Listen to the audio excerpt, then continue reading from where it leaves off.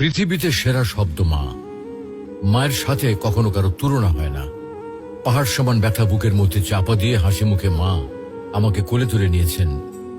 আমি যখন মায়ের গর্ভে আসি, প্রথম 4 ও 5 মাস আস্তে আস্তে বড় হতে থাকি।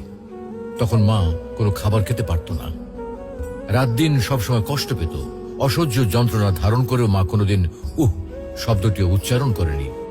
পরের 4 মাস যখন বড় হতে থাকি, তখন মায়ের পেটে আস্তে আস্তে নড়াচড়া করতে থাকি। কোনো কোনো সময় মায়ের পেটে লাথি মারার কারণে মা দাঁড়ানো অবস্থা থেকে বসে পড়ত। ব্যথা সহ্য করতে না পেরে বিছানায় শুয়ে এপিট-ওপিট করত। 10 মাস পর যখন এই পৃথিবীতে আসার সময় হয়, তখন শুরু হয় মায়ের সীমাহীন কষ্ট আর ব্যথা।